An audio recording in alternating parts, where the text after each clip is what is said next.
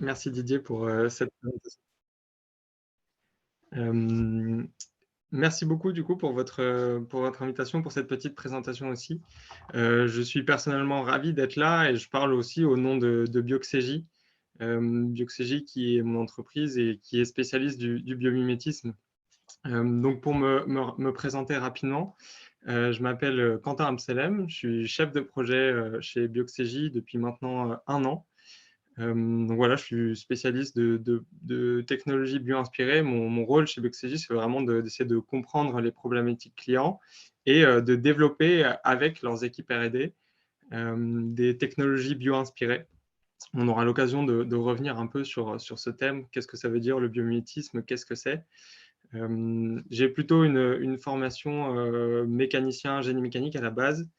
Donc j'ai fait une classe préparatoire, j'ai fait les arts et métiers à Metz et je suis parti en Allemagne ensuite me spécialiser dans le calcul de structure, les matériaux et notamment le biomimétisme parce que c'est ça qui m'animait.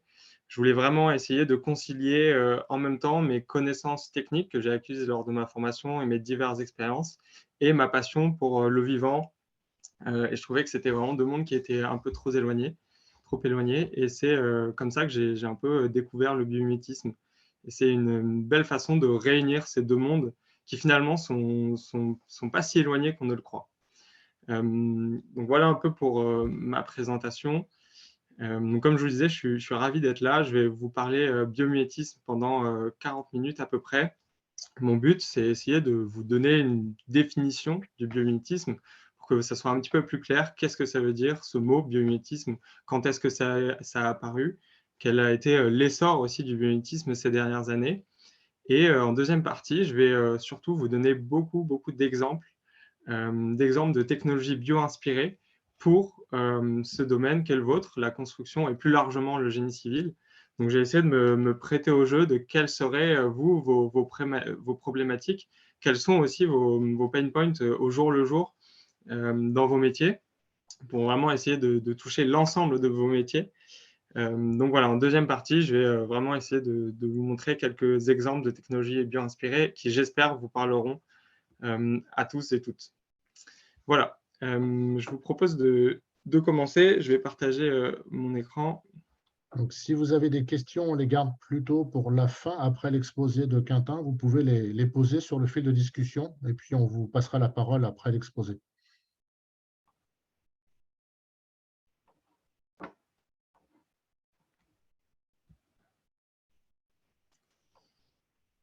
OK. Alors, est-ce que vous voyez bien tous mon écran du coup? Oui, oui, a priori, c'est bon. Oui, c'est bon. Parfait. Merci pour vos retours. Donc, effectivement, on aura l'occasion d'avoir une quinzaine de minutes de questions juste après. Donc, je vais dérouler un peu cette présentation.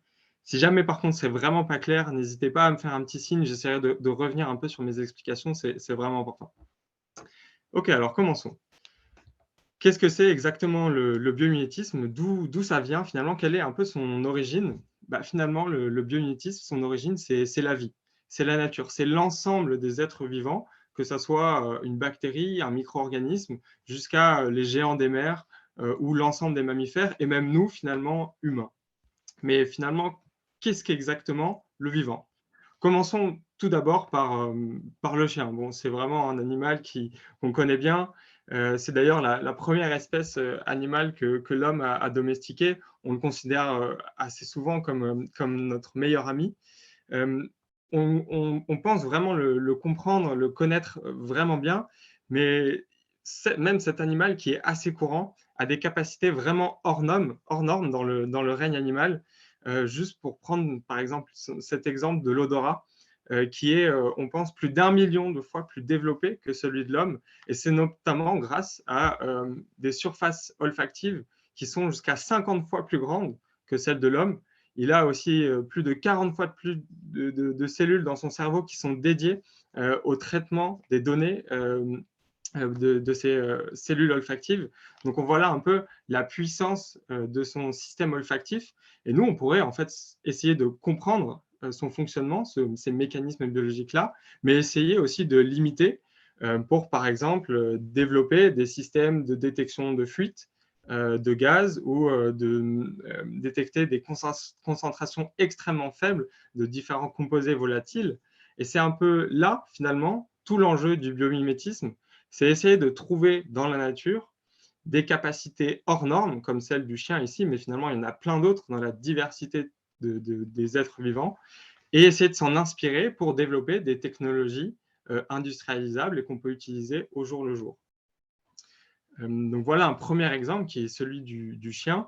Pour continuer un peu sur les mammifères, prenons l'exemple du roi de la savane, donc le lion qui est finalement le plus gros félin social, qu'on met souvent d'ailleurs un peu sur tout en haut de la chaîne alimentaire.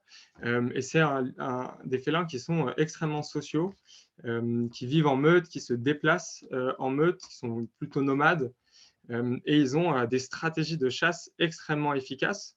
Bon, en termes de pourcentage, ce n'est pas forcément très élevé, mais ce qui n'empêche, ils ont des stratégies de chasse à plusieurs, notamment les lionnes, qui vont vraiment travailler ensemble pour isoler une proie, et souvent des proies comme les antilopes, qui sont des animaux extrêmement rapides. Ils ont développé toute une stratégie à plusieurs pour réussir à l'encercler et augmenter leurs chances d'attraper leur proie et pouvoir ainsi se nourrir.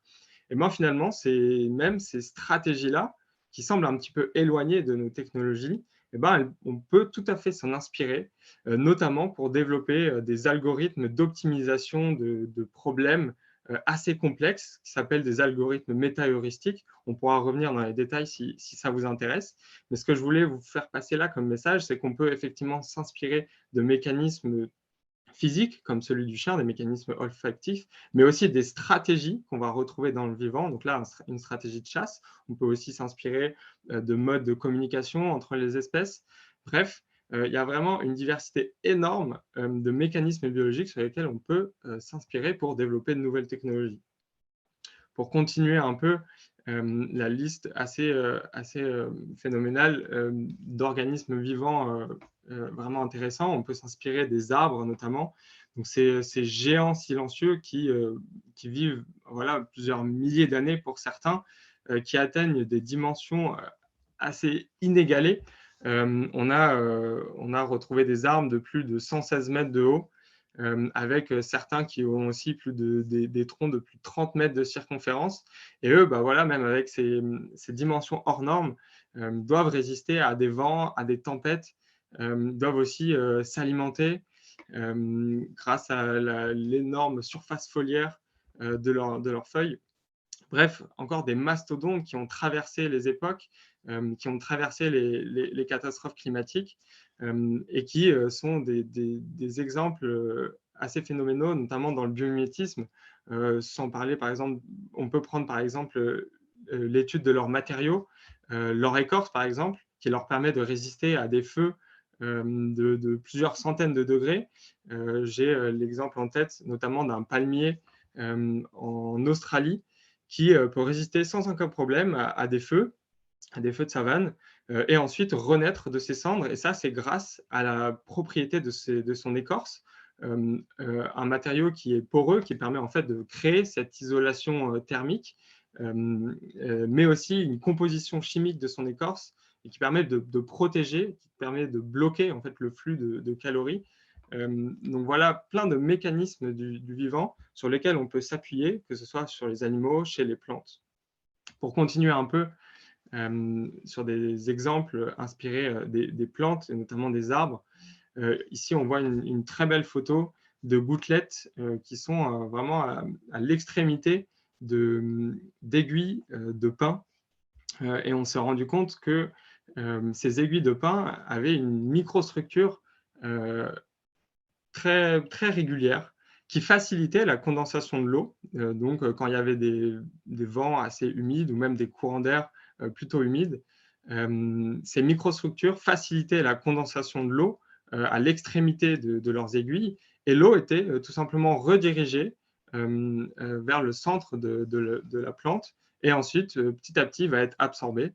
Donc, un système assez intéressant, notamment pour vous, acteurs de la construction, où là, on pourrait venir s'inspirer de cette microstructure-là pour condenser de l'eau dans des milieux assez arides et permettre du coup de réussir à récolter cette eau sous forme de vapeur dans l'air. Et donc, du coup, toute cette eau qui va être collectée à la surface des épines, qui va être ensuite redirigée au centre de la plante, doit ensuite être redirigée finalement dans tout le système racinaire de la plante. Et là, il y a aussi un système assez complexe, un système vasculaire des plantes qui est assez complexe avec différentes ramifications, des ramifications primaires, secondaires, pour vraiment venir faire des échanges d'eau, d'oxygène, d'énergie aussi, qui sont collectées sur les feuilles grâce à la photosynthèse. Cette énergie-là qui doit être transmise ensuite aux racines pour développer le système racinaire ou même pour tout simplement développer les branches, les bourgeons, etc. Et donc, il y a tout un échange de minéraux, d'eau qui va se faire grâce à un réseau assez complexe donc dans le tronc et même dans les racines. Et ça on pourrait tout à fait s'en inspirer. J'ai en tête un exemple d'un système de refroidissement inspiré justement du système racinaire des plantes, où en fait il y avait un système totalement passif d'évaporation de l'eau qui permettait de refroidir totalement un système. Je me souviens, c'était un bouclier thermique d'une navette spatiale. Et donc, on avait un système totalement passif de refroidissement de ce bouclier thermique grâce à un système qui était inspiré du système racinaire des plantes et des arbres. Donc, on voit une nouvelle fois la diversité des sources d'inspiration, autant chez les animaux, chez les plantes, et même dans les plantes, on peut s'intéresser à différents systèmes qui sont finalement assez complexes. Le but du jeu, c'est d'abord d'essayer de les comprendre et ensuite d'essayer de les copier. Donc, il y a un gros travail fait par les ingénieurs et les ingénieurs biologistes pour essayer de comprendre le vivant. Et ensuite, le but du jeu, c'est essayer de transposer ces mécanismes biologiques-là vers des technologies exploitables. Pour continuer un peu sur des exemples, on a vu les animaux, on a vu les plantes. Prenons l'exemple des insectes. Là, vous voyez devant vous une image de fourmis. C'est des petits insectes qui sont assez extraordinaires. On pense à peu près, donc des calculs statistiques ont été faits, que pour chaque humain sur Terre, il y aurait au moins 2,5 millions de fourmis. On pense aussi qu'à elles seules, elles représentent à peu près 20% de la biomasse animale terrestre. Donc, on se rend compte finalement que c'est des petits insectes qu'on croise par-ci par-là, mais qui en fait représentent une énorme majorité de la biomasse animale terrestre. C'est assez exceptionnel.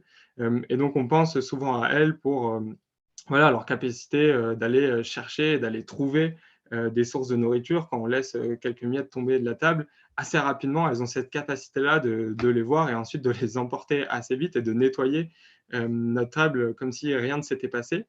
Et ben justement, cette capacité d'explorer leur territoire en partant donc, de leur fourmilière, elles ont cette grande capacité d'explorer le territoire grâce à des fourmis qui ont cette fonction-là, parce qu'elles ont une société qui est vraiment très bien organisée, avec des fourmis qui ont un rôle bien précis. Et donc, certaines d'entre elles ont ce rôle d'aller explorer l'espace autour pour aller trouver des sources de nourriture les plus abondantes et aussi avec le chemin le plus rapide.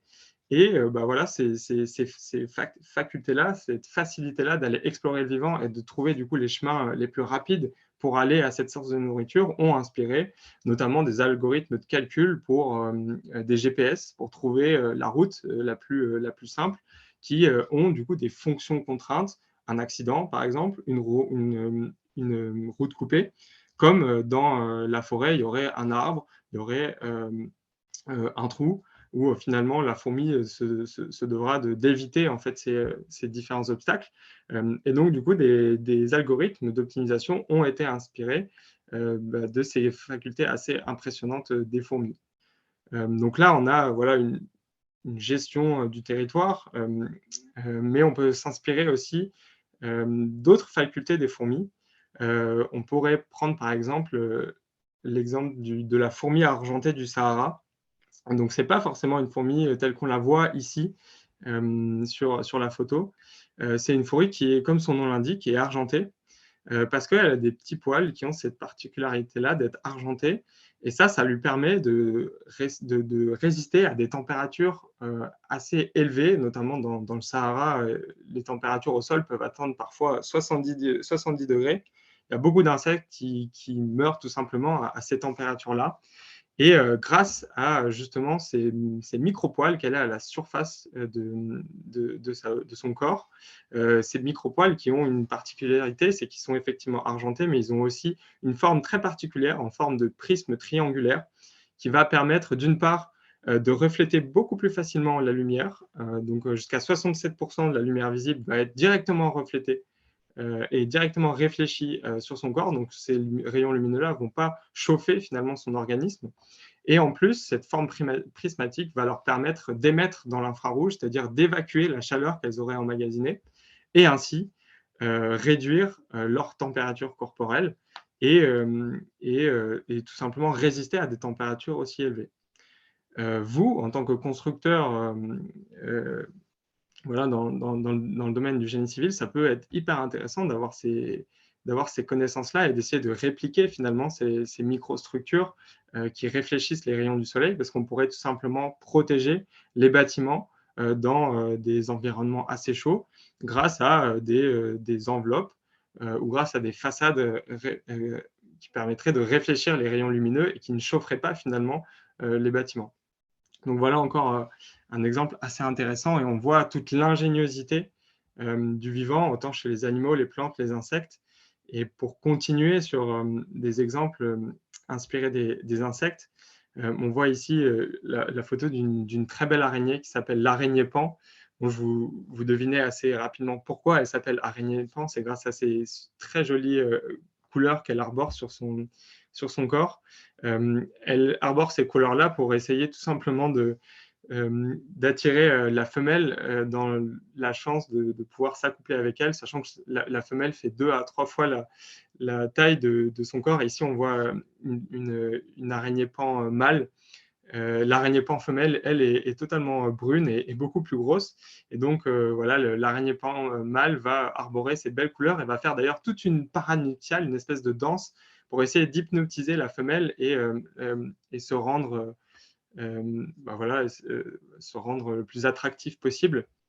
Et ce qui est intéressant, c'est que ces couleurs-là, ce ne sont pas des couleurs pigmentaires, telles qu'on pourrait le voir chez certaines plantes, certaines fleurs, ou même certains insectes. C'est vraiment des couleurs structurelles. C'est-à-dire que c'est vraiment la structure micrométrique, donc on est vraiment à l'échelle du micron, qui va interagir avec les rayons lumineux, absorber certaines longueurs d'onde et en réfléchir une autre. Et c'est ça qui va donner la couleur à l'abdomen de cette araignée pan, indépendamment de la couleur même de son corps. Parce qu'il me semble de mémoire que son corps est brun, du moins en partie brun. Pourtant, c'est bien une couleur bleue qu'on voit sur cet abdomen-là. Donc, on voit encore une nouvelle fois toute l'ingéniosité du vivant. Et là, encore une fois, on pourrait s'en inspirer pour avoir des peintures pour bâtiments qui ne sont pas du coup à base de pigments, certains qui sont des pigments chimiques, du coup, d'un point de vue environnemental, qui posent certains problèmes. Là, on pourrait avoir du coup des couleurs structurelles qui ne s'intéressent pas du tout aux pigments. Donc voilà encore un exemple assez intéressant. L'araignée, on peut s'en inspirer pour plein d'autres raisons. Cette araignée pan a la faculté d'être une araignée sauteuse. Elle saute, si on rapporte un peu à son poids, elle saute à plus de 50 cm, 60 cm de haut. Si on rapporte ça à sa taille, qui est environ de 5 mm, on se rend compte un peu l'efficacité énergétique de ses pattes. Elle arrive à finalement bloquer ses pattes et débloquer une très grosse quantité d'énergie d'un coup pour réussir à s'élever. Et ça a inspiré notamment des articulations pneumatiques assez intéressantes, où on arrive à retrouver des ordres de grandeur, de force qu'on peut retrouver chez l'araignée. Donc encore une fois, voilà une petite araignée qui permet d'avoir plein d'inspirations différentes. Pour continuer sur les insectes, on voit ici une mouche qu'on a plutôt tendance à écraser parce qu'elle nous embête, parce qu'elle nous tourne autour et elle aussi, elle aimerait bien profiter de nos tartines. Pour autant, elle a vraiment des facultés assez folles en termes de stabilité au vol notamment, mais aussi en termes visuels. On voit ici deux yeux qui sont composés de plus de 700 facettes chacun. Et chaque facette a plus de 8 photorécepteurs, donc ce qui permet d'avoir une vision ultra précise à plus de 360 degrés. Pour des ordres de comparaison, son cerveau est capable de traiter 250 images secondes, alors que le nôtre, à son max, traite à peu près 60 images par seconde, alors finalement que notre cerveau est plus d'1 million de fois plus grand. Donc on voit ici des capacités visuelles assez phénoménales chez cet insecte, qu'on retrouve d'ailleurs dans beaucoup d'autres êtres vivants. Je pense notamment aux homards ou même à certaines fourmis qui sont capables de voir la lumière polarisée pour avoir encore plus d'informations et croiser finalement ces informations-là. Donc voilà, on voit encore un peu une diversité folle dans le vivant, et on peut s'inspirer pour chaque être vivant certains mécanismes biologiques, certains phénomènes biologiques qui sont vraiment passionnants et surtout très performants. Et voilà, c'est un peu notre rôle, qui est ce rôle premier, c'est d'aller voir, de comprendre la biologie et comprendre comment on pourrait s'en inspirer. Pour continuer un peu sur certains exemples, on voit ici une photo de l'anémone de Grèce qui a notamment servi d'inspiration pour des micro-antennes. On voit ici le mimosa pudique, ce mimosa qui a d'ailleurs une fleur qui n'est pas jaune. Donc c'est le mimosa pudique qui tire son nom finalement d'une de ses capacités sensitives assez phénoménales. C'est-à-dire que dès qu'on va venir le toucher, donc lui donner un petit choc, que ce soit un animal ou que ce soit même le vent, il va avoir cette faculté de complètement replier ses feuilles pour se protéger. Et il a même des capacités d'apprentissage de choc, quand il va avoir des chocs assez réguliers, qu'il va comprendre que ce n'est pas forcément un danger pour lui. Il va avoir cette capacité de comprendre cette information-là, de la retenir, et du coup de ne plus réagir à un stimuli qu'il aura déjà compris et retenu. C'est voilà, encore des facultés assez folles de végétaux qu'on ne soupçonne pas du tout en passant devant ce mimosa. Donc là, on pourrait s'intéresser au mécanisme cinétique, tout simplement, de repliage des feuilles. Donc c'est un mécanisme hydraulique dans le cas du mimosa, et on pourrait en fait tout à fait s'en inspirer pour d'autres applications industrielles. Si on continue un peu cette grande liste, on voit ici la photo des Nepenthes, qui sont des plantes carnivores qui ont des parois ultra glissantes pour venir piéger leurs proies, qui vont se retrouver dans cette poche et sans pouvoir remonter, et qui ont inspiré notamment des surfaces super hydrophobes très intéressantes pour vous, constructeurs. On pourrait avoir des vitres super hydrophobes qui sont auto-nettoyantes. On pourrait avoir différentes surfaces aussi, polymères ou même métalliques, qui ont des microstructures comme celles qu'on pourrait voir chez cette plante ou chez d'autres organismes, notamment la feuille du lotus. Donc voilà encore des phénomènes biologiques, des mécanismes biologiques assez intéressants où on pourrait voir assez directement des applications dans l'industrie. Donc une introduction assez large, on a vu qu'on pouvait, que le vivant finalement c'était des insectes, c'était des plantes, c'était des animaux. On voit ici finalement l'arbre du vivant, donc de la création de la Terre il y a 3,4 milliards d'années. On voit ici au centre, en bas au centre de cet arbre, la création de l'univers. Et voilà, toute l'évolution au cours avec du coup deux grands règnes finalement, les prokaryotes, donc c'est tous ces êtres vivants donc avec des cellules sans noyau. On retrouve les bactéries, les archées, et au contraire les eucaryotes, où là c'est tous les êtres vivants avec des cellules avec noyau, où on va retrouver les champignons, on va retrouver les oiseaux, les serpents, les reptiles, et surtout bien sûr l'homme. On retrouve l'homme ici tout en bas, à droite de cet arbre du vivant. on est finalement assez jeune. Si on regarde cet arbre-là, voilà, l'espèce Homo sapiens est arrivée assez tard. J'aime bien faire la comparaison avec une journée de 24 heures, par exemple. Si à minuit 01, la Terre était créée, et du coup 3,4 milliards d'années étaient mises sur 24 heures, l'humanité, donc Homo sapiens, serait apparue il y a seulement 2 minutes. Donc on voit finalement que l'évolution, c'est bien au-delà de ce que nous, on connaît en tant que Homo sapiens. C'est beaucoup plus large. Et donc tout ça, ça nous donne, comme je vous disais, une diversité énorme, tant sur les espèces qu'il y a dans la nature que sur leurs traits évolutifs.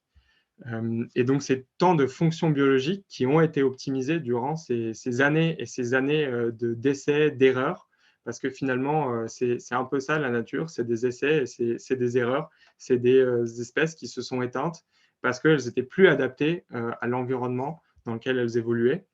Donc, il ne faut pas forcément tomber d'ailleurs dans le biais de penser que absolument toutes les fonctions biologiques sont optimisées. Ça, c'est assez erroné et c'est d'ailleurs un raccourci qu'on fait assez vite lorsqu'on pense biomimétisme, parce qu'effectivement, toutes les fonctions biologiques ne sont pas toujours optimisées. Elles sont optimisées juste par rapport à la fonction qu'elles doivent remplir. Parce que voilà, un organisme biologique ne va pas forcément optimiser certaines fonctionnalités si elle n'en a pas besoin. Il y a toujours un compromis entre coût de l'optimisation, coût énergétique, et bénéfice de l'optimisation.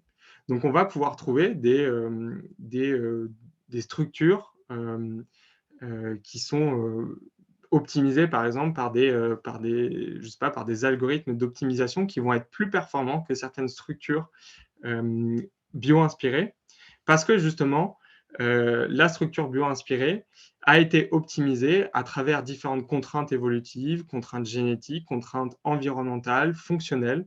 Elle part d'ailleurs avec un bagage génétique qui lui est propre, et donc cette fonctionnalité biologique-là a été optimisée pour des fonctionnalités ou un ensemble de fonctionnalités qui lui sont propres. Et c'est vraiment là un petit peu le travers dans lequel il ne faut pas tomber. C'est toujours une histoire d'équilibre. Et c'est ça l'intérêt c'est ça un peu tout l'enjeu de s'intéresser aux vivants, c'est qu'il faut s'intéresser effectivement aux mécanismes biologiques et à leur performance, mais aussi à l'histoire de l'évolution de ce mécanisme biologique-là. Et d'ailleurs, il y a un courant du biomimétisme assez important où justement il s'essaye à s'intéresser à l'évolution des mécanismes biologiques. Pour continuer un peu, voilà une belle photo de nous, Homo sapiens. Donc, comme je vous disais, on est arrivé il y a seulement 2 minutes. Le vivant est extrêmement divers. Il y a, comme je vous disais, dans cet arbre du vivant, il y a énormément d'espèces différentes. Nous, on en connaît aujourd'hui qu'environ 1,7 million. J'ai vu que par année, on en découvrait plus de 20 000. Donc, on est encore très, très loin de connaître l'ensemble des espèces qu'il y a sur Terre. Donc, on voit là le vivier un petit peu infini de mécanismes biologiques sur lesquels on peut s'en inspirer.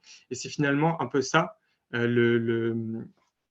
l'intérêt du biomimétisme et surtout la vague sur laquelle il surfe.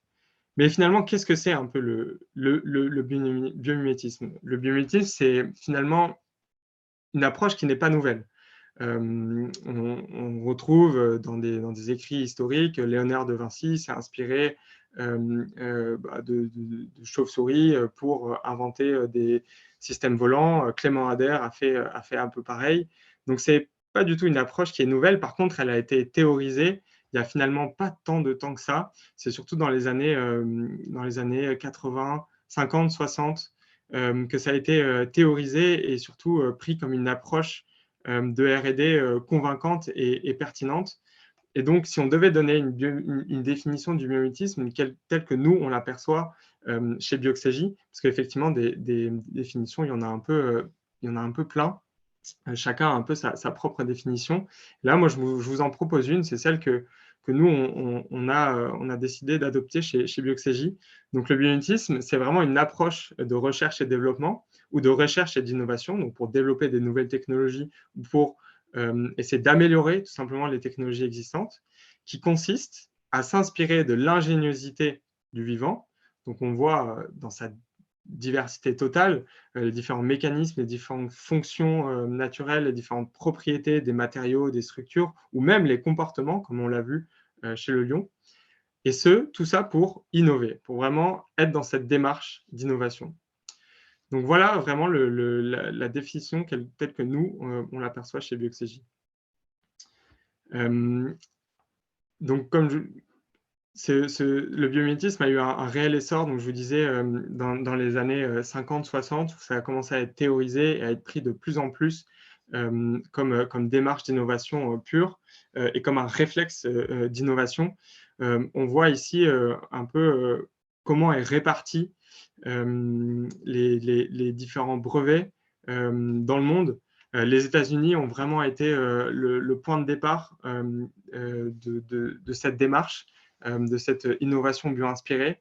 Dans les années 60-70, il y a eu énormément de brevets qui ont été publiés à cette époque-là. Et maintenant, la tendance s'est un petit peu inversée, où on voit la Chine qui publie énormément. C'est d'ailleurs aujourd'hui, je pense, les universités chinoises qui publient le plus. Nous, en Europe, on est un peu à la traîne. C'est l'Allemagne qui fait un peu figure de porte-étendard européen dans le domaine du biomimétisme, avec des structures comme le Fraunhofer, le KIT, qui s'intéressent beaucoup à ça, et ce depuis déjà 20-30 ans. En France, petit à petit, ça commence à arriver. Le CNRS, en 2023, a fait le biomimétisme comme l'une de ses priorités stratégiques. Donc, on voit là que c'est vraiment une démarche qui est mondiale et qui prend vraiment de l'essor. Ici, rapidement, on voit quelques graphes du nombre d'articles par année qui ont été publiés faisant référence au biomimétisme. Donc, on voit qu'il y a vraiment eu une explosion, qu'il y a eu du moins une croissance assez phénoménale, et surtout dans les 10-15 dernières années, avec des publications notamment et surtout en chimie, s'intéresser à la chimie du vivant, à la biominéralisation, par exemple. Il y a aussi 25% des articles, c'est dans la science des matériaux, essayer de comprendre la performance de certains matériaux, essayer de répliquer ces matériaux-là. Et le reste, voilà, différents articles dans la physique, l'algorithmie aussi, assez intéressant, tout ce qui est sciences des polymères et la biochimie. J'attire votre attention notamment sur l'algorithmie bio-inspirée. Le lien n'est pas forcément direct entre être vivant et algorithmie. Pourtant, c'est vraiment voilà, un secteur d'avenir. Il y a de plus en plus d'articles qui sont publiés en algorithmie bio-inspirée parce que voilà, on peut s'inspirer des comportements, des modes de communication entre les espèces pour avoir des algorithmes plus performants. On voit ici en haut à droite du coup une courbe du nombre de brevets qui ont été posés par les États-Unis entre 1985 et 2017. Donc on voit là, à partir des années 2000, une explosion du nombre de brevets. Et pour continuer sur quelques chiffres, voilà, il y a plus de 7000 brevets qui ont été publiés en 2021. Donc on voit, si on reprend la courbe derrière, qu'on continue toujours donc la tendance continue toujours vers une tendance à la hausse et croissante. Et rien qu'en France, voilà, il y a 200 équipes de recherche qui s'intéressent au biomimétisme. Elles n'ont pas forcément pris le biomimétisme comme axe principal, mais elles s'intéressent au moins à cette démarche-là, et du coup créer des liens entre des équipes de biologistes et des équipes plus techniques. Voilà un peu comment dépeindre finalement le biomimétisme, la diversité du vivant, comment donner aussi une définition du biomimétisme. Et on voit que depuis les 20, 30, 40 dernières années, il y a un réel engouement pour cette démarche d'innovation-là. Et donc, du coup, tout l'intérêt pour vous aujourd'hui, c'est d'essayer de comprendre ce que c'est le biomimétisme, mais surtout de comprendre comment on peut utiliser cette démarche d'innovation-là pour vos métiers à vous au quotidien. Donc, j'ai essayé de me prêter un peu au jeu voilà, quelles pourraient être vos problématiques dans vos métiers. Et j'ai essayé voilà, de regrouper ça en trois grandes parties. Première partie qui est celle assez en amont, plus de vos projets. Donc, comment on peut tout simplement concevoir l'aménagement de l'espace, l'organisation de l'espace. Donc, j'entends par là la gestion en tant que telle de l'espace, l'aménagement du territoire, ou même la disposition des bâtiments, comment ils vont interagir entre eux, ou même la gestion des flux de personnes, de matières, de déchets, d'énergie. Donc, c'est un peu voilà, tout ce que j'ai mis dans cette grande boîte qui est celle de l'organisation de l'espace. Ensuite, on peut aller vers des métiers plus de conception des infrastructures pures, où là, on va avoir voilà, toute cette conception, cette organisation des espaces à l'intérieur des bâtiments, à l'intérieur des ouvrages d'art, mais aussi leur intégration dans l'environnement, que ce soit un environnement naturel ou un environnement en ville, et aussi la fonctionnalisation de ces infrastructures-là, la fonctionnalisation des façades, la thermorégulation, le confort thermique, même l'économie d'énergie qu'on pourrait faire sur ces infrastructures-là. Et finalement, si on rentre encore plus dans la granularité, la construction en tant que telle, c'est-à-dire comment réussir à construire ces infrastructures-là avec différents modes de construction, des matériaux de construction aussi, ou même des outils de construction et de maintenance. Donc voilà un peu comment j'ai décidé d'organiser les différents exemples qui vont arriver. Donc comme je vous disais, pour ces trois grandes catégories d'exemples, on pourrait s'intéresser à l'urbanisme, au réseau de transport, à l'intégration dans l'environnement. Et ça, on peut s'intéresser, vous allez le voir juste après, aux pingouins ou même pour des réseaux de transport aux veines des feuilles. Bref, on a vraiment, si on faisait un tour d'horizon pour chaque problématique, comme la thermorégulation, on pourrait vraiment s'inspirer de multiples êtres vivants. Et moi, j'ai essayé de choisir des êtres vivants et surtout des technologies bio-inspirées qui étaient au plus proche de vos problématiques. Donc voilà, je vous propose de commencer vers cette première problématique qui pourrait être celle de l'aménagement de l'espace. Donc, j'ai pris comme exemple celui des manchots empereurs. Les manchots empereurs, donc, comme vous le savez sans doute, vivent dans des zones polaires. Ils doivent maintenir leur température corporelle à des températures assez élevées par rapport à l'environnement dans lequel ils sont, où ça peut tomber à moins 10, moins 20, moins 30, voire beaucoup plus bas. Et donc, ils se doivent voilà, de réguler leur température. Et ils ont voilà, développé une petite stratégie assez intéressante, outre leur plumage, qui est là pour créer de l'isolation thermique, certes, et aussi la couleur de leur plumage. On voit une couleur noire qui va pouvoir absorber beaucoup plus les rayons du soleil et donc réchauffer assez vite leur corps. On voit aussi qu'ils ont développé d'autres stratégies d'organisation en groupe, où ils vont tout simplement s'agglutiner tous ensemble avec une hiérarchie assez particulière. Ils vont vraiment tous se serrer avec voilà, des groupes assez denses et ils vont avoir une organisation bien précise. Et il y a un cabinet d'architectes qui s'est intéressé justement à cette faculté, à cette stratégie pour résister au vent froid et pour résister aux conditions de température. Et ils en ont développé voilà, une méthode de l'aménagement de l'espace pour un centre d'innovation en Russie qui lui aussi est soumis à des températures hivernales assez basses. Et ils ont réussi, grâce à cette structure et cette organisation inspirée des manchots, à faire des économies d'énergie. Ils ont réussi à baisser en fait de 5 degrés les besoins énergétiques nécessaires pour réchauffer l'ensemble de ces petits îlots-là qui forment ensemble ce centre d'innovation. Donc voilà un exemple inspiré des manchots empereurs. On voit finalement cet exemple est assez direct. On voit la transposition d'un mécanisme biologique, de cette stratégie biologique est assez directe vers l'aménagement du territoire. Pour continuer sur l'aménagement du territoire ou même sur la gestion des flux en tant que tel, je me suis intéressé cette fois-ci aux feuilles de citronnier. Les feuilles de citronnier, comme vous le savez sûrement, ont pour rôle de récolter le maximum d'énergie solaire qui arrive du coup des rayons lumineux. Et du coup, donc, capter ces rayons solaires-là, et grâce au mécanisme de photosynthèse, de transformer cette énergie en une énergie qui sera exploitable par la plante grâce à des molécules énergétiques qui vont ensuite transiter par les veines des feuilles.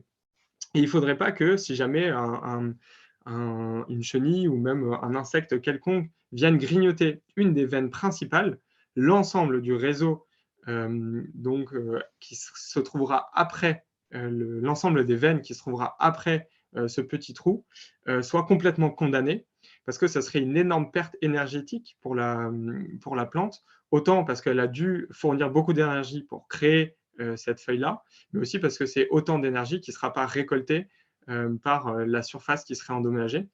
Et si on regarde du coup l'efficacité de ce réseau veineux-là, de ce réseau veineux des feuilles, c'est qu'il va avoir cette capacité de s'adapter à différents aléas et de finalement acheminer les minéraux et l'énergie grâce à des réseaux secondaires et ainsi éviter que un petit problème sur le réseau primaire condamnerait complètement la feuille. Et ça pourrait être hyper intéressant pour notre transport routier, par exemple, parce qu'on a souvent en tête des bouchons monstres sur l'autoroute, parce que finalement, on ne peut pas du tout quitter cette autoroute-là.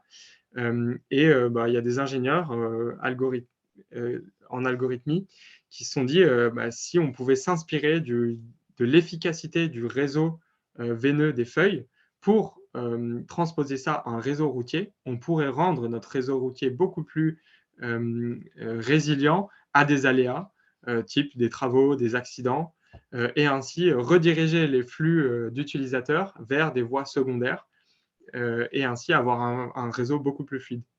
Et c'est exactement ce qu'ils ont fait. Ils ont développé un algorithme qui permet justement de tracer ces réseaux routiers-là et même de rediriger les flux le plus efficacement possible lorsqu'il y a un aléa. Et ils ont réussi à du coup augmenter la fiabilité de leur réseau routier. On voit un nouvel exemple là, inspiré cette fois-ci des feuilles de citronnier pour de l'algorithmie pure.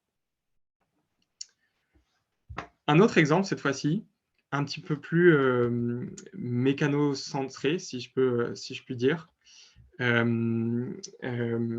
Donc, comme vous le savez, je le disais tout à l'heure, des arbres qui sont extrêmement grands, parfois plus de 100 mètres de haut, et qui doivent résister à des vents parfois de plus de 100 km/h, avec du coup une surface foliaire énorme et donc du coup une prise au vent assez phénoménale. Donc elles doivent résister, donc le tronc doit résister en fait à ces vents assez puissants. Et ça, c'est grâce à un réseau racinaire très développé et surtout hiérarchisé. Il y a vraiment un réseau racinaire qui est hiérarchisé avec des ramifications primaires, secondaires, tertiaires et qui vont vraiment essayer d'explorer le sol pour aller trouver tout l'appui nécessaire pour justement résister le plus possible aux aléas.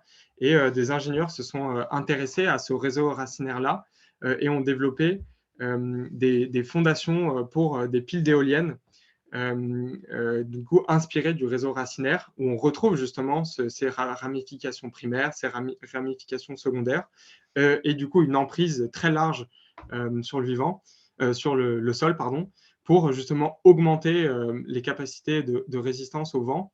Et ils ont ici trouvé des résultats assez fous sur l'affaissement vertical de leur pilier d'éoliennes, donc avec une réduction de plus de 50% et aussi une réduction du béton nécessaire pour la création de ces fondations. Donc on voit encore un bel exemple, cette fois-ci un petit peu plus mécano-centré. Pour rester un peu sur cette thématique structurelle, je vais prendre cette fois-ci l'exemple des arthropodes. Les arthropodes sont cette grande famille d'animaux qui ont des squelettes durs, et leurs squelettes finalement sont aussi leur carapace externe. Du coup, cette carapace-là qu'on appelle d'ailleurs pour certains cuticules, doit résister au choc et notamment aux attaques de leurs prédateurs.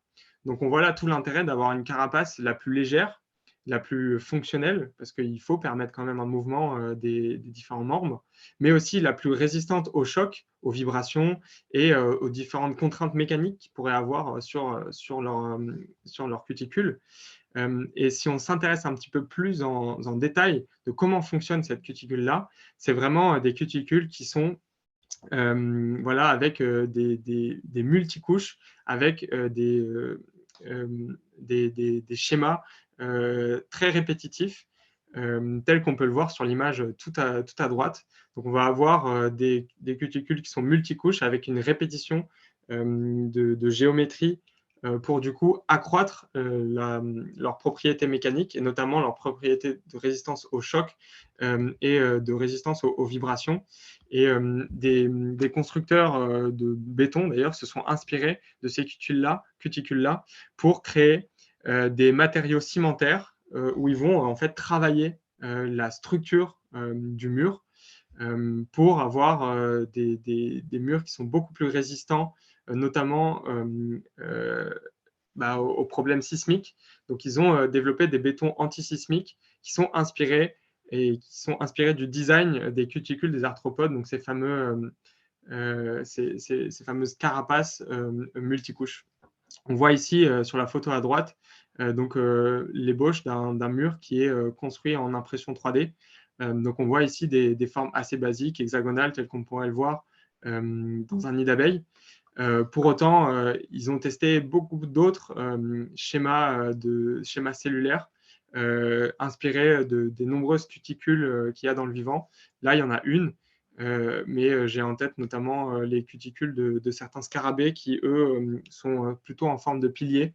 Et donc, en fait, répliquer ces structures-là sur tout le long de la surface permet d'améliorer les propriétés mécaniques des matériaux, des structures, et même pour des matériaux cimentaires.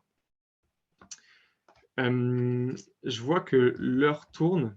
J'ai encore quelques exemples à vous donner. Je vais essayer de vous donner les plus pertinents. Donc ça, c'est un mécanisme anti-corrosion qui est assez intéressant. Mais je voulais aussi vous parler de thermorégulation.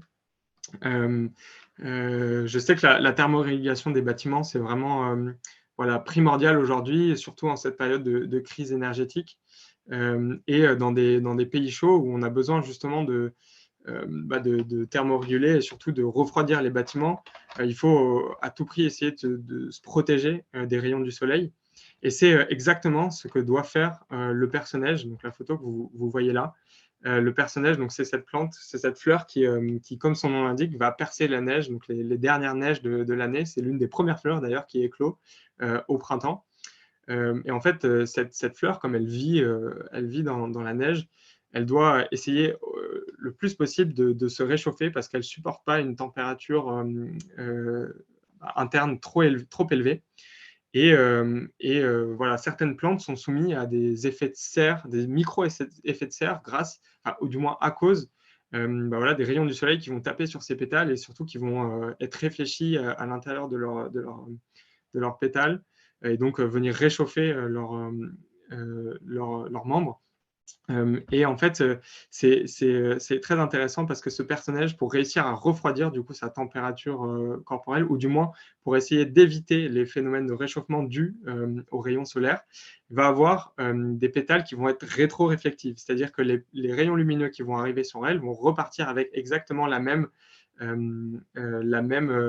direction, et ce, pour éviter d'avoir ces réflexions entre les pétales. Donc, on va avoir un double phénomène, un double mécanisme biologique. En même temps, la direction et l'orientation des pétales vont permettre cette réflexion-là.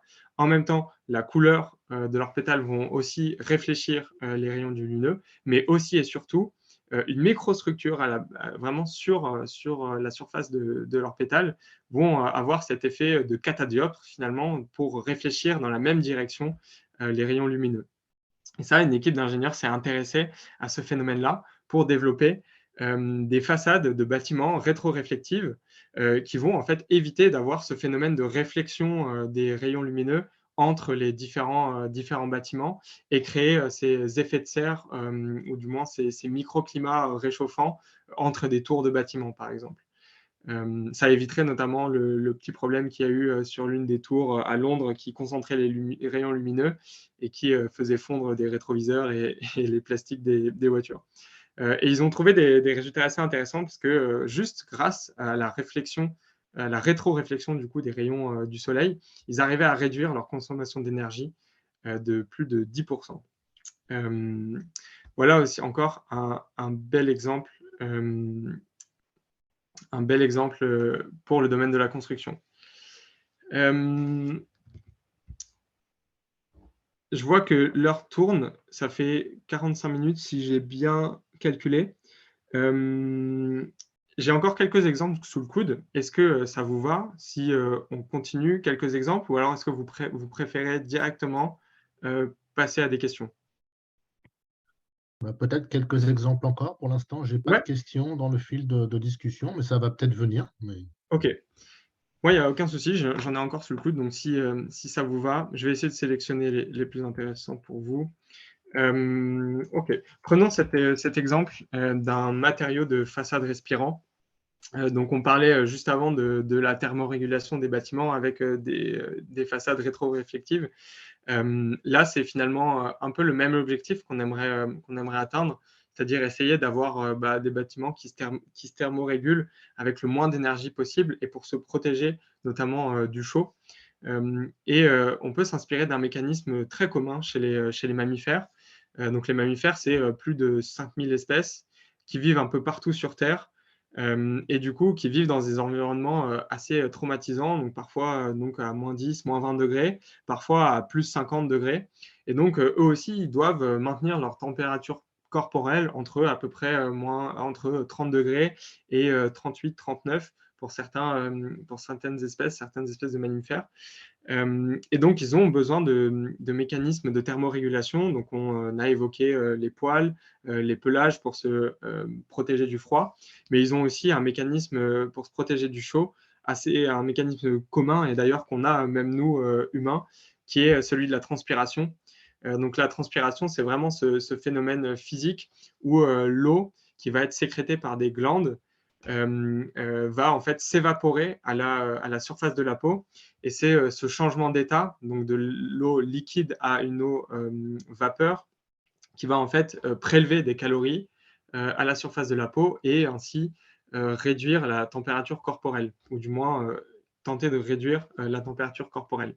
On pourrait en fait tout à fait utiliser ce mécanisme de transmission-là, de transpiration pour les bâtiments.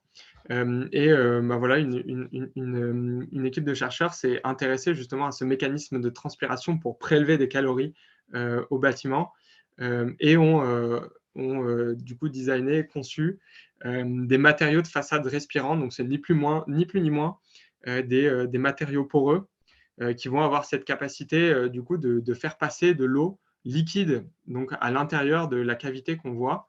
Grâce à ces pores, l'eau va s'infiltrer et du coup va s'évaporer à la surface du bâtiment et ainsi réduire tout simplement la température de surface du bâtiment. Et donc, ils ont simplement mis un système de collecteur d'eau de pluie. Et ensuite, quand il faisait chaud, hop, il faisait couler l'eau à travers cette façade transpirante. Et ils ont réussi à réduire jusqu'à 10% la température de la surface de leur bâtiment. Et ce, grâce à un mécanisme tout à fait passif qui est celui de la transpiration à travers un matériau poreux. Donc, on voit encore une fois comment on peut s'inspirer de mécanismes biologiques de thermorégulation pour des applications pour le domaine du génie civil. Sachant que ça, c'est une méthode de transposition d'un mécanisme biologique vers une technologie. Il y en a plein d'autres.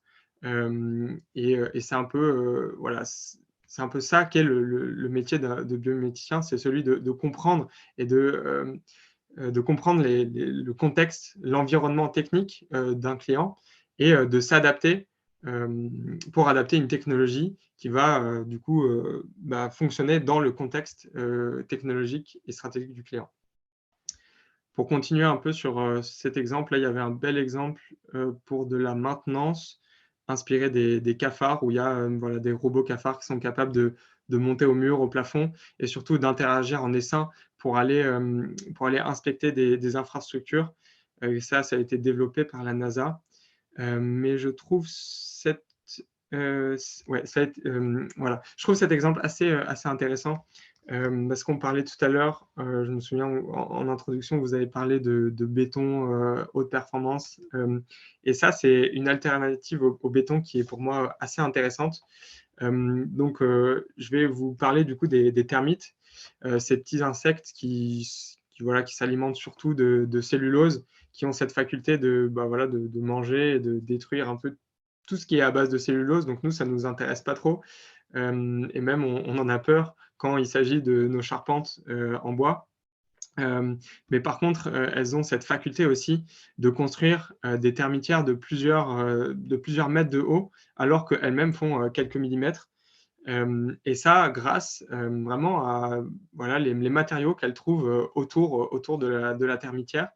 Et donc, elle va réussir à agglutiner, à finalement lier la terre grâce à sa salive.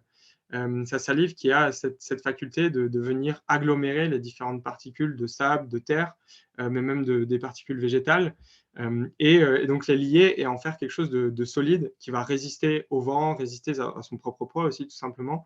Voilà, une équipe de chercheurs d'Ouganda s'est vraiment intéressée à cette salive-là, parce que du coup, c'est une salive qui est totalement écologique, parce qu'une fois que la termitière est détruite, elle va laisser aucun impact sur l'environnement là. Donc, si on arrivait à la synthétiser, à du moins essayer de comprendre comment elle fonctionnait et ensuite de la synthétiser, on pourrait du coup construire des bâtiments à base du coup de terre locale et du coup avec des liants totalement écologiques. Et c'est exactement ce qu'a fait une équipe de chercheurs d'Ouganda, où ils ont essayé de comprendre la constitution de cette salive-là, des différentes enzymes qui constituaient la salive. Et ils en ont développé un liant, ils l'ont synthétisé, donc c'est vraiment pas de la bioutilisation, mais vraiment de la synthétisation à base de chimie, à base de chimie biologique. Ils ont synthétisé un liant qui va être très résistant pour des constructions de maisons, avec du coup des performances assez intéressantes, parce que rien que sur leur performance mécanique, ils arrivaient à avoir, donc uniquement sur la compression, hein, j'entends bien, ils n'avaient pas forcément, dans l'article que j'ai lu, ils n'avaient pas forcément fait de tests en traction ou autre, mais uniquement en compression, ils avaient une résistance de plus de 35% supplémentaire à certains bétons éco-conçus. Et surtout, ils avaient jusqu'à moins 60% de besoin d'eau par rapport au ciment. Donc là, on voit encore une fois des mécanismes biologiques très intéressants. Donc là, plutôt portés sur la chimie pure. Mais voilà, le biomimétisme peut vous permettre de développer des liants écologiques et très performants. C'est d'ailleurs un projet qu'on a en ce moment avec un des acteurs du génie civil, où on est en train de développer avec eux un liant bio-inspiré pour des fondations de routes. Voilà un peu sur les différents exemples. Là, il y en avait un dernier qui était sur plus les modes de construction, parce qu'on peut s'intéresser aux matériaux de construction, mais aussi aux modes de construction en tant que tel. Je vois l'heure qui tourne, je vais pas forcément vous le présenter. Je veux juste conclure ce webinaire en disant quelques mots de notre entreprise. Voilà, donc nous, on est Bioxégie, l'un des pionniers du biomimétisme. Donc, je vous ai donné tout à l'heure notre définition du biomimétisme comme une approche de R&D qui consiste vraiment à s'inspirer des mécanismes du vivant pour innover. Donc, c'est vraiment ça notre credo. Et nous, voilà, notre rôle, c'est finalement d'imaginer, de concevoir et de développer des technologies bio-inspirées, et ce, avec vos départements R&D. C'est vraiment ça notre métier. C'est donc vraiment d'essayer de comprendre vos problématiques et le contexte dans lequel se placent vos problématiques et de co-développer avec vous des technologies bio-inspirées. Donc, on ne va pas seulement fouiller dans le vivant, mais on va vraiment essayer de faire monter en maturité technologique les idées qui auront émergé de différents mécanismes biologiques. C'est vraiment important que vous compreniez ça. Notre but, c'est vraiment un rôle de bureau d'études, de développer des technologies.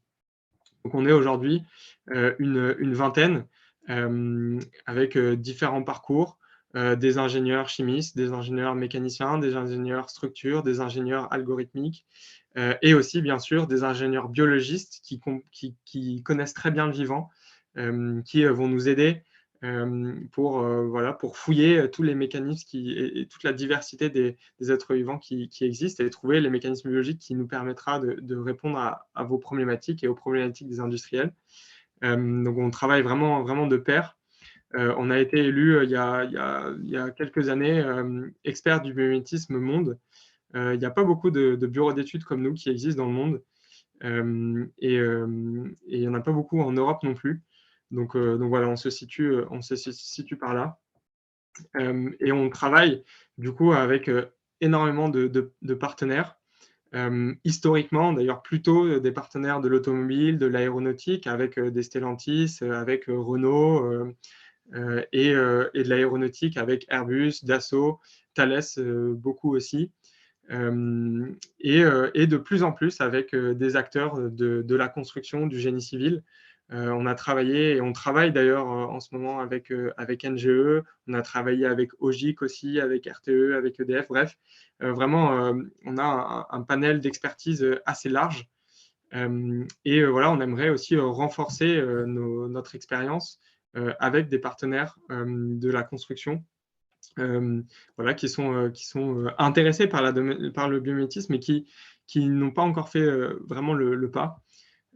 Pourtant, on a vu à travers les différents exemples que je vous ai présentés qu'il y a une réelle pertinence pour vous, industriels, de ce monde-là, de vous intéresser au biomimétisme.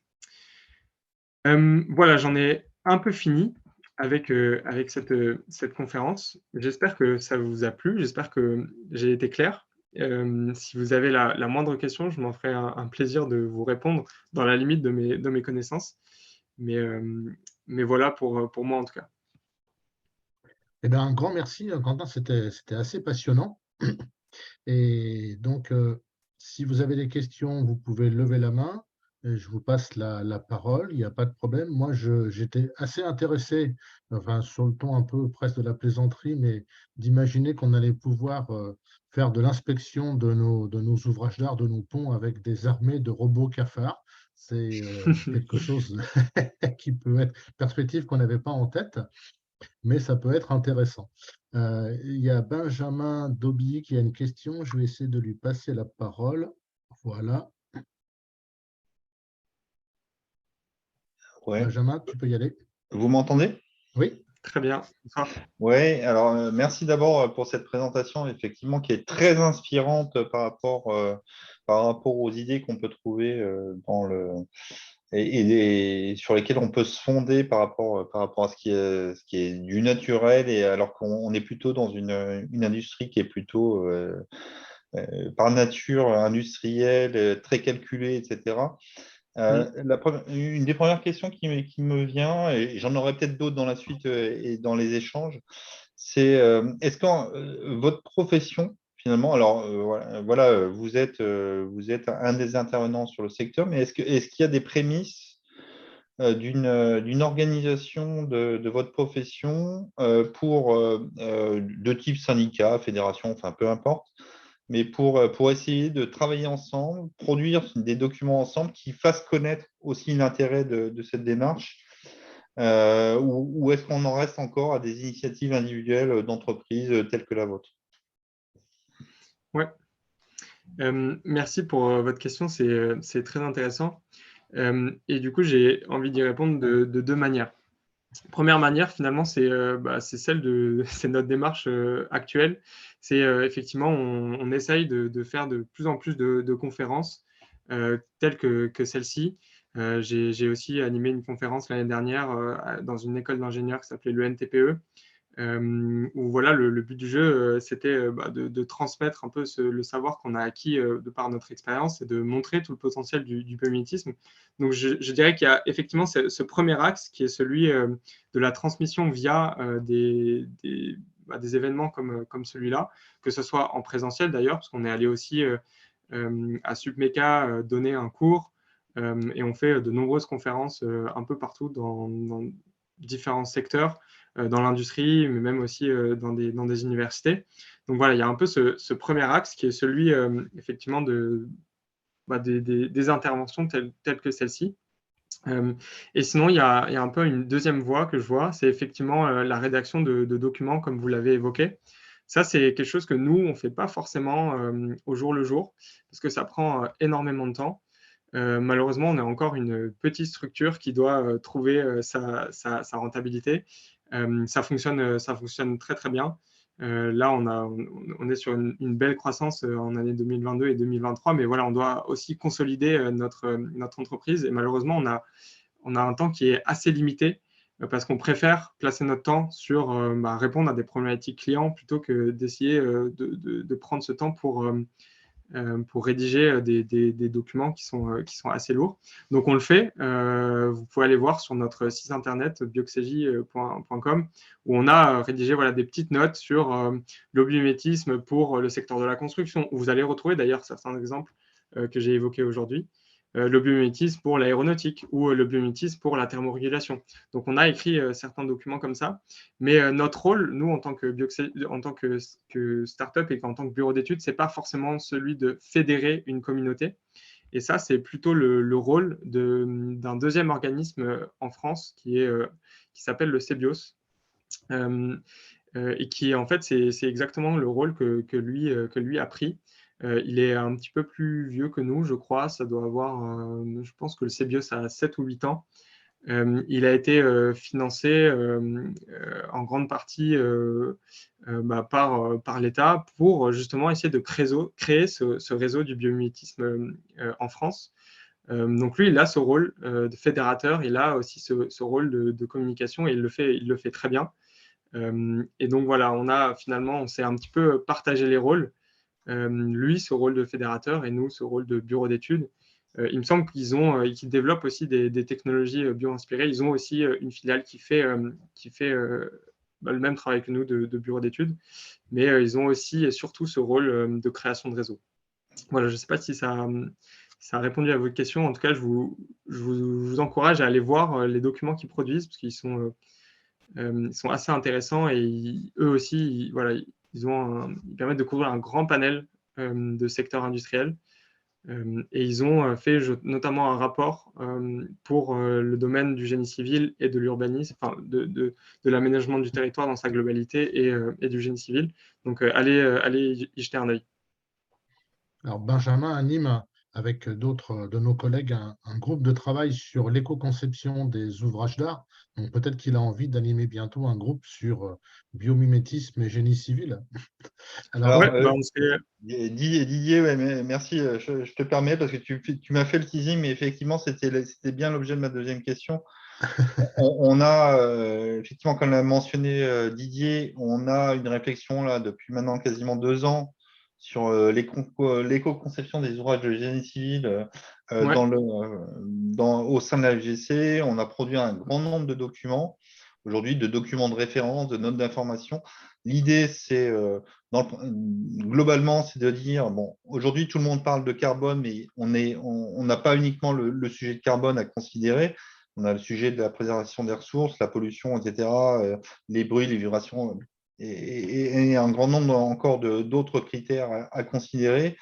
Et les sujets que vous présentez aujourd'hui me semblent assez intéressants pour alimenter des fiches qu'on rédige sur l'éco-conception. Voilà, je pense que ça a toute sa place dans le travail qui est réalisé actuellement au sein de la FGC et je serais volontiers preneur et éventuellement de contacts futurs pour envisager des fiches de retour d'expérience, des fiches Ouais.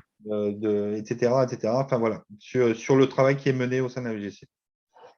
Ouais, bah, je vois là très belle, enfin de très belles perspectives. Donc oui, tout à fait, on pourrait voir comment on pourrait collaborer pour rédiger ou pour vous transmettre ce genre de fiches et aussi transmettre l'information tout simplement. Donc oui, avec grand plaisir, ouais. Merci beaucoup en tout cas. Alors, je ne vois pas d'autres mains se lever ou d'autres questions. Moi, j'avais noté au passage une question un peu bateau, peut-être, mais quand on spontanément, moi, j'aurais pensé, en parlant de biomimétisme, à des matériaux dont on a beaucoup parlé à une époque, constitués à partir de nids d'abeilles. Enfin, je crois que ça a été beaucoup utilisé pour des structures dans l'aéronautique en particulier. Ouais. Donc c'est quelque chose qui est un peu dépassé ou c'est un exemple un peu frelaté? Non, c'est effectivement un des exemples du biomimétisme qu'on connaît le plus, qui est le plus commun. J'ai déjà vu des portes, notamment, qui avaient des structures en nid d'abeilles en papier pour améliorer leur résistance à la compression. Figurez-vous que je travaille aujourd'hui avec Airbus, qui utilise aujourd'hui des nids d'abeilles pour de l'isolation acoustique. Donc non, c'est encore très, très actuel, ce genre de structure. Mais le message que je veux vous passer, c'est qu'effectivement, ces structures sont très performantes et pour des multiples applications, mais que dans la nature, il n'y a pas que des nids d'abeilles.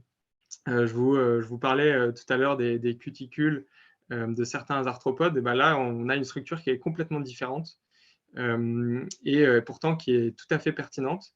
Et du coup, l'un des travaux qui est le nôtre chez Bioxégie, c'est d'essayer de composer avec votre désir de performance, vous, industriel, qui avez une problématique bien précise, dans un contexte bien précis. Et ben là, notre but, c'est d'aller fouiller dans le vivant toutes les structures qui existent et d'aller trouver la structure qui correspondra au mieux à votre problématique et à votre contexte. Là où le nid d'abeille sera performant, mais sera peut-être un petit peu moins performant qu'une structure inspirée des arthropodes, de la cuticule des arthropodes. Donc non, c'est toujours bien actuel, mais la nature ne fait pas que ça. C'est plus large. C'est ça. Vis-à-vis des problèmes thermiques, vous l'avez un peu évoqué, donc c'est des questions qui se posent beaucoup là, sur la lutte contre les îlots de chaleur, Ouais. ce genre de choses. J'imagine qu'il y a pas mal d'idées aussi à trouver. Ouais, il y a pas mal d'idées. Je vous parlais tout à l'heure de la thermite et des termitières. Donc là, c'était plus pour la synthétisation de liants de terre pour faire des constructions. Mais figurez-vous que la termitière sont aussi des exemples très connus pour une thermorégulation passive, parce qu'elles aussi, elles sont soumises aux rayons lumineux et elles vivent dans des déserts avec des températures assez élevées. Et du coup, pour réduire la température à l'intérieur de leur termitière, sachant que leurs termitières sont non pas enterrées comme les fourmilières, donc qui ne profitent pas de la... c'est ça, elles sont en extérieur, donc elles ne peuvent pas profiter de l'inertie thermique du sol. Elles doivent se thermoréguler. Et il y a des systèmes de thermorégulation totalement passives par des flux d'air qui se passent dans ces termitières et qui ont d'ailleurs, il me semble, qui ont inspiré une église en Afrique centrale qui, du coup, est inspirée de la thermorégulation passive des termitières. J'ai ça comme exemple en tête. J'en ai un deuxième où là, c'est plus, du coup, qui dit thermorégulation dit aussi isolation thermique. Il y a pléthore d'exemples dans la nature, ou plutôt d'utilisation de matériaux biosourcés ou même de matériaux qui sont dont la structure est inspirée du vivant, notamment par exemple qui sont inspirés de la structure des poils des ours blancs, qui eux doivent aussi résister à des températures très très très faibles. Pourtant, voilà, c'est des animaux avec des températures corporelles assez élevées. Donc il y a parfois des gaps de température entre la température corporelle et la température extérieure de plus de 50-60 degrés. Et ils arrivent à faire ça grâce à des poils qui ont une structure très particulière, qui sont des poils creux. Du coup, s'inspirer de la structure de ces poils-là, pas forcément du matériau, mais bien de la structure, permettrait du coup de développer des isolants plus performants que les isolants qu'on a aujourd'hui. Donc encore un exemple de thermorégulation. Super. Bon, on pourrait vous écouter pendant très longtemps. Je ne vois pas d'autres questions, donc je vous propose qu'on en reste là pour ce soir. On était 65 spectateurs au pic, donc c'était plutôt une très bonne audience par rapport à nos rendez-vous réguliers de la FGC, d'autant qu'ils sont en train de monter en pression. Donc, au nom de l'association, je souhaite vous remercier vivement, Quentin, parce que c'était vraiment très, très intéressant. Et donc, pour tous, vous retrouverez donc la captation vidéo de ce webinaire sur le site de la FGC dans les prochains jours. Donc, merci à tous. Bonne soirée et rendez-vous le 2 mars pour notre prochain rendez-vous de webinaire. Bonne soirée. Au revoir. Merci beaucoup. Au revoir.